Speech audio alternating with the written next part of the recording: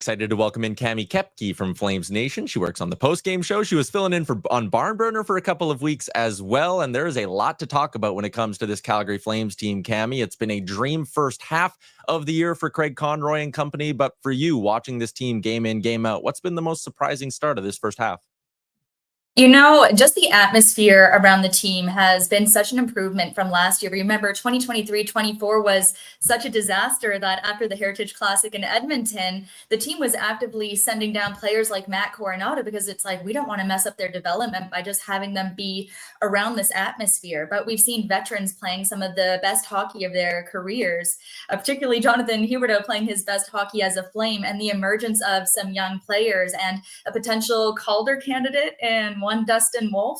It's been a total game changer, and fans here are now faced with the tough task of deciding whether they want to see a tank or is this team good enough to push for playoffs? Just on the edge of it right now. They might need a little bit of help because it's a team that can't really afford to take a night off. They are going to have to push the entire way. But if you see teams like Vancouver continue to slide and have some troubles, the door's open for Calgary right now. Yeah, Cami, you're right. The door is wide open. Vancouver has left it open for Calgary to march right through. And you're right, the atmosphere has been totally different around this team. But I wanted to drill down on the goaltending because it's been such a hot topic in Calgary, and Wolf has been fantastic. But, you know, you look at last night's game, and I think a lot of people were disappointed and or surprised to see Dan Vladar in net. And it seems like only a matter of time for me that Devin Cooley gets a shot because he's been so unbelievable in the AHL with the Wranglers. The most minutes played in the AHL this season at close to 940 save percentage. With Dan Vladar in the 880s, when is it going to be Devin Cooley's time to come up and play in tandem with Dustin Wolf? It's probably the question we get the most on the Afterburner post-game show. But Dan Vladar is also a tricky one because the numbers don't necessarily reflect the way he's played. I go back to looking at the first game of the season where the Flames win in overtime. Rare for them to win in overtime as well. They win with Dan Vladar having a save percentage in the 700s.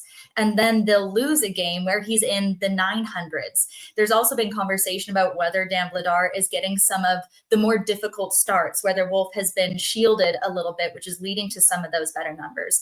For example, we have not seen Dustin Wolf on the second half of a back-to-back. Those have all been Vladar. Wolf had one of his weaker outings against Utah back in November, so Vladar gets the last start. So they've really been switching between the two. So whether Cooley gets a shot all comes down to what Vladar's future with this team is. Dustin Wolf has already played the most NHL games that he has in the season before. So he's working with a workload that he's unfamiliar with now. And it all depends on whether teams think that Dan Vladar is a valuable asset. That'll decide whether Cooley gets a shot here. We got a question here from the chat about Jonathan Huberdeau asking, is the renaissance for real? 29 points in 38 games. What's clicked this year for Jonathan Huberdeau? You know what? I think we found the best line for him that he's had in Calgary, but it was one that they'd already tried and it didn't work before. He's found great chemistry with Nazem Kadri and young Martin Pospisil, who just played in his 100th NHL game the other night. Through December, Huberdeau is above a point per game to lead this team. He's scored the most goals in his Flames tenure single season.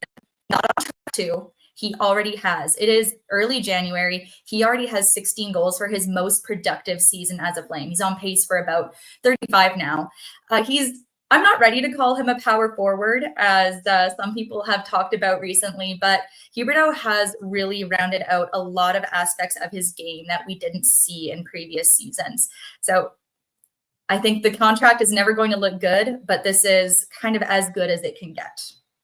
When it comes to the wrestling in town, Cami, you mentioned the fan base. I've never seen a fan base more hungry to lose. Which is an odd statement to make because they've wanted the tear down, they've wanted the full rebuild.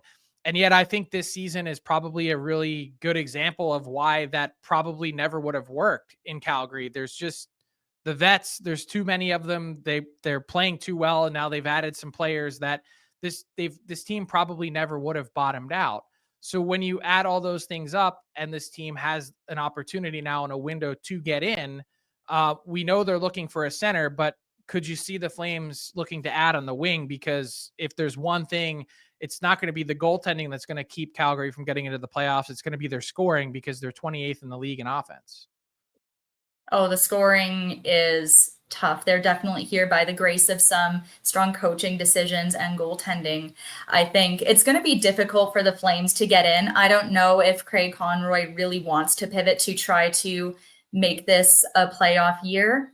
It's just so hard to say, because even some of the players who you do look at as providing a lot of scoring for Calgary, like a Yegor Sharangovich, who led the team in goals last year, he's struggled hard as of late, 3 points through December.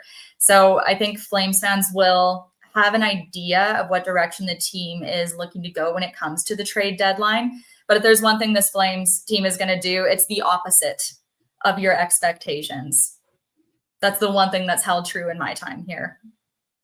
Cami, appreciate your time. Thanks for popping on. Hey, thanks for having me.